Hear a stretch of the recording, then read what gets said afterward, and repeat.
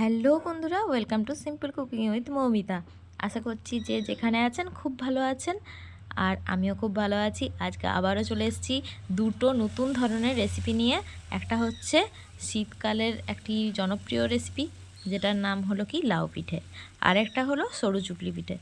তো চলুন আজকের রেসিপিটি আমি কেমনভাবে বানিয়ে দেখিয়েছি নতুন রাঁধুনিরা ভালো করে দেখে নিন।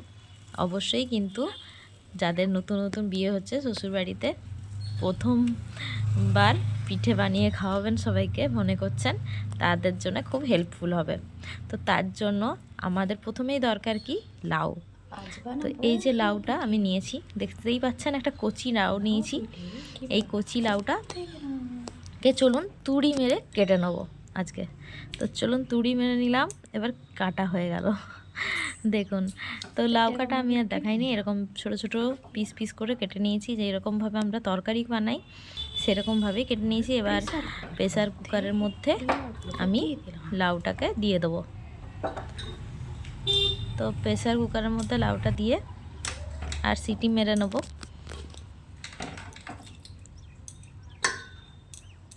তারপর দিয়ে দেবো কাঁচা লঙ্কা। কাঁচা লঙ্কার বীজগুলোকে আমি বের করে দিয়েছি। এবার কাঁচা লঙ্কা দিয়ে দিলাম। এবার দিয়ে দিচ্ছি আদা। তো আদার পরিমাণটা আমি দেখিয়ে দিলাম কতটা পরিমাণ আমি আদাটা দিলাম। এখানে সামান্য পরিমাণ জল দিয়ে দিলাম। এবার নুন দিয়ে দেবো, আর দিয়ে দেবো হলুদ, আর দেবো জিরে গুঁড়ো। ব্যাস এই জিনিসগুলো দিয়ে আর আমি ঢাকা দিয়ে আর প্রেসার কুকারে সিটি মেরে দেবো।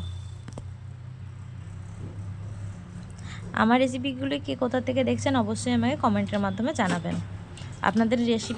আপনাদের কমেন্টগুলো কিন্তু আমার পড়তে খুবই ভালো লাগে।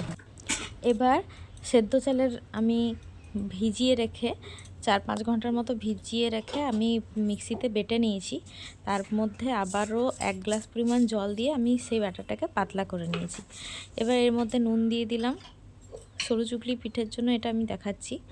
তারপর দিয়ে দিচ্ছি জিরে গুঁড়ো, গোটা জিরে দিয়ে দেবো, একটুখানি আদা গ্রেট করে। এতে সরু চুকলির টেস্টটা কিন্তু খুব ভালো হয়। সরু চুকলিতে অনেকে বিড়ি কলাই ব্যবহার করে, তো একবার এরকমভাবে বানিয়ে দেখবেন, বিড়ি কলাই ছাড়া খুব ভালো লাগবে কিন্তু খেতে। এরপর দিয়ে দিলাম কাঁচা লঙ্কা কুচি। বিড়ি কলাইয়ে আসলে খুব অম্বল করে, তো আপনারা যাদের অম্বলের ধাত আছে তারা কিন্তু এরকমভাবে একবার বানিয়ে খেতে পারেন। এটাও কিন্তু খারাপ লাগে না, সরু চুকলি পিঠে ভালোই লাগে। এরপর আমি লাউয়ের মাথাটা কিছুটা কেটে রেখে দিয়েছিলাম, সেটা দিয়ে তেল ব্রাশ করে দিচ্ছি তাওয়ার মধ্যে। আমি কিন্তু পিঠেগুলো সব সর্ষের তেলেই বানিয়েছি, আপনারা চাইলে রিফাইন তেলের ব্যবহার করতে পারেন। আমি কিন্তু এখানে সব কিছুই সর্ষের তেলেই রান্না করেছি।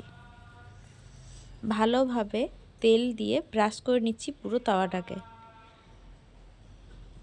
আর পিঠে বানাতে গেলে কিন্তু আমাদের মাথায় রাখতে হবে, তাওয়াটাকে ভালোভাবে কিন্তু গরম করতে হবে, এটা কিন্তু আমাদের মাথায় রাখতে হবে। আর দেখুন, এই ব্যাটারটা কিন্তু খুব একটা পাতলাও হয়নি, আবার খুব একটা পুরোও হয়নি। এই কনসিস্টেন্সিতেই রাখতে হবে ব্যাটারটাকে। এরপর ভালোভাবে দিয়ে আর ছড়িয়ে দিলাম, একটা রুটির আকার, গোলাকার রুটির আকার করে নিলাম। এরপর যতক্ষণ না উপর দিকটা ভালোভাবে শুকিয়ে আসছে ততক্ষণ পর্যন্ত আমাদেরকে কিন্তু এই পিঠেটাকে ছোঁয়া চলবে না। পিঠে কিন্তু খুব ধৈর্যের জিনিস, ধৈর্য ধরে কিন্তু করতে হয়। দেখুন উপর দিকের পিঠেটা ভালোভাবে কিন্তু শুকিয়ে এসছে, তখন আমি আরেকটু পরিমাণ তেল দিয়ে দিলাম যাতে পিঠেটাকে আমি ভালোভাবে তুলতে পারি। তো তেল দিয়ে আমি তুলে নিলাম। দেখুন আরেকটা পিঠ হয়ে যাবে, এবার আরেকটা পিঠ হয়ে গেলেই তুলে নেব পিঠেটা। এরপর দেখাবো আমি লাউ পিঠে। দেখুন লাউ পিঠেটার জন্য আমার কিন্তু লাউটা সেদ্ধ হয়ে গেছে। এবার লাউটা অন্য একটা পাত্রে ঢেলে নেব, যে পাত্রতে আমি লাউ পিঠেটা ব্যাটারটা বানাবো। দেখুন আমি কিন্তু লাউ পিঠের ইয়েটা ঢেলে নিলাম একটি পাত্রে। এরপরে এই দেখুন চালের গুঁড়ি এটা বেটে রেখেছি আমি, সেই চালের গুঁড়িটা কিছুটা পরিমাণ মতো দিয়ে দেবো। সবটা দেওয়া যাবে না, অল্প অল্প করে মিশিয়ে দেখে নিতে হবে যে আমাদের কতটা লাগবে। আমি শক্ত টাইটভাবেই কিন্তু এই চালের গুঁড়িটা বেটেছি। এরপর যেহেতু এখন গরম আছে, আমাদেরকে খুন্তির সাহায্যেই কিন্তু একটু মিশিয়ে নিতে হবে। তারপর যখন এটা হালকা ঠান্ডা হয়ে আসবে, তখন আমরা ভালোভাবে পেস্ট বানিয়ে নেব একটি হাতের সাহায্যেই। লাউগুলোকে একটু ভালোভাবে মিশিয়ে নেব। এইভাবেই আমাদের ব্যাটারটা লাউ পিঠের তৈরি হয়ে যাবে।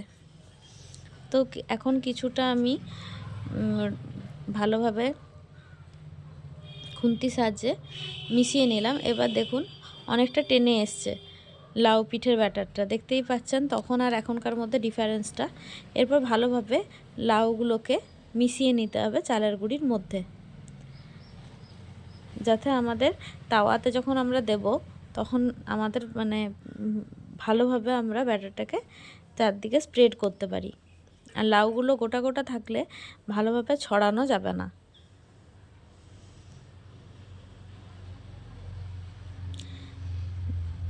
ভালোভাবে পরিষ্কার হাতে দেখুন আমি মেখে নিচ্ছি। এরকমভাবেই কিন্তু আপনাদেরকে কাজটি করতে হবে ধৈর্যের সাথে। পিঠে কিন্তু একটু ধৈর্যের কাজ, সময় নিয়ে হাতে করতে হয় আমাদের। এবার ভালোভাবে মিশিয়ে নিলাম। এবার তাওয়া আবার চাপিয়ে দিলাম, নিয়ে পরিমাণ মতো সরষের তেল দিয়ে দিচ্ছি। এবার ভালোভাবে চারদিকে লাউয়ের ওই ডোগাটা দিয়ে ভালোভাবে চারদিকে গ্রিস করে নেব তাওয়াটাকে। আর সবসময় পিঠে দেওয়ার আগে কিন্তু তাওয়াটা ভালোভাবে গরম করে নিতে হবে। এরপর দিয়ে দেবো লাউয়ের ব্যাটারটা এক হাতার মতো, আর একটুখানি দিলাম, ভালোভাবে চারদিকে ছড়িয়ে দিতে হবে।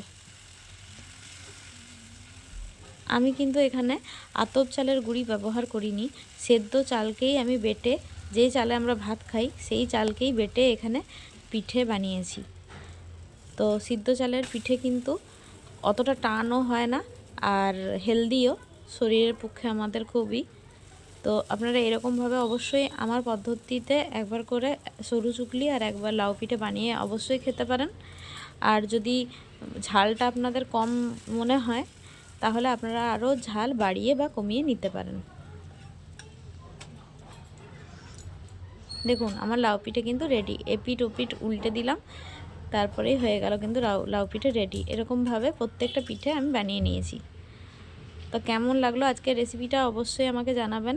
ভালো লাগলে অবশ্যই লাইক, কমেন্ট, শেয়ার, সাবস্ক্রাইব করতে একদম ভুলবেন না। গল্প করতে করতে আজকের মতো রেসিপিটা এখানেই শেষ করলাম। টাটা, সবাই ভালো থাকুন, সুস্থ থাকুন।